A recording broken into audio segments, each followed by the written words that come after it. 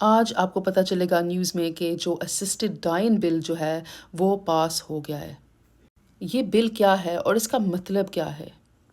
کچھ ملکوں میں یہ جو بل ہے یہ پاس پہلے سے ہوا ہے، لیکن UK میں یہ پہلی دفعہ ایسے ہوا ہے اور کافی لوگوں نے اس کے لیے لڑائی کی ہے، مطلب کہ ڈبیٹس کی ہیں، ریسرچ کیا ہے، اپنی رائے جو ہے لوگوں کو بتایا ہے۔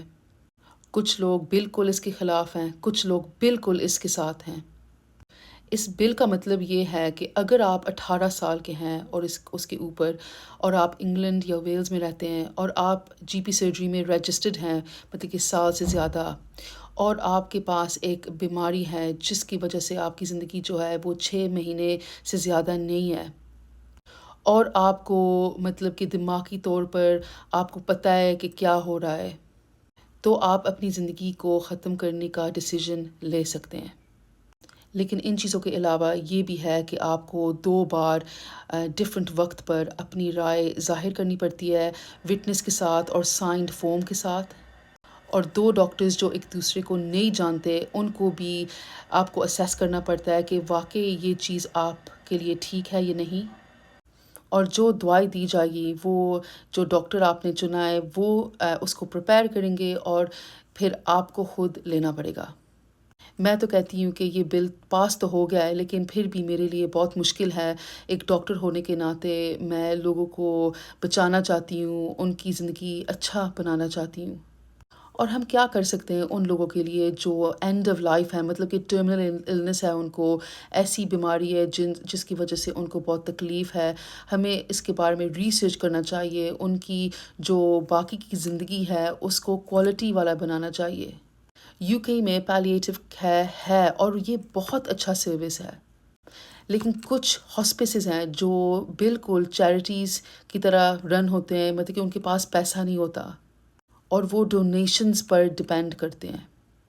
تو میں کہتی ہوں کہ جو گورنمنٹ ہے ان کو ہاسپسز، پیلیٹیو کیئر، اینڈ آف لائف جو آخری دنوں کی جو خیر ہوتی ہے اس میں پیسہ ڈالنا چاہیے، اور لوگوں کی تکلیف جو ہے، ان کا جو ڈر ہے موت کا، اس کو کم کرنا چاہیے۔ تو پھر ہو سکتا ہے کہ لوگ جو ہیں اس اسسٹڈ ڈائن بل کے بارے میں بالکل نہ سوچیں۔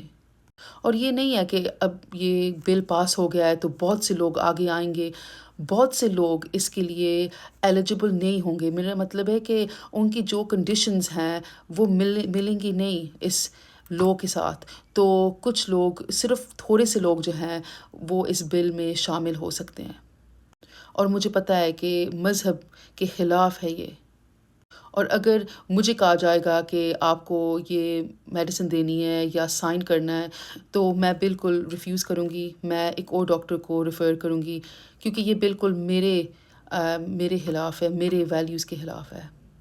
تو ہمارے پاس بھی ایک چوائس ہے ایک ڈاکٹر ہونے کے حوالے سے کہ ہم اس میں حصہ لینا چاہتے ہیں یا نہیں۔ لیکن میں سوچتی ہوں کہ وہ کیسے اس چیز کو ہمارے سسٹم میں ڈالیں گے۔ ہمارے پاس آلریڈی کافی سارا کام ہوتا ہے، تو یہ جو ہے اور زیادہ کام اور زیادہ ٹائم لے گا۔ تو شاید وہ سینٹرز بنائیں گے جہاں پر لوگ جا سکتے ہیں اس کے بارے میں اور زیادہ معلومات کرنے کے لیے۔ امید ہے کہ آپ کو یہ جو ویڈیو ہے سمجھ آئی ہے، میری اردو سمجھ آئی ہے اس کے بارے میں۔ دیکھتے ہیں کہ اس لو کے ساتھ کیا ہوتا ہے آگے۔ شکریہ سننے کا، اور اپنا بہت خیال رکھیں۔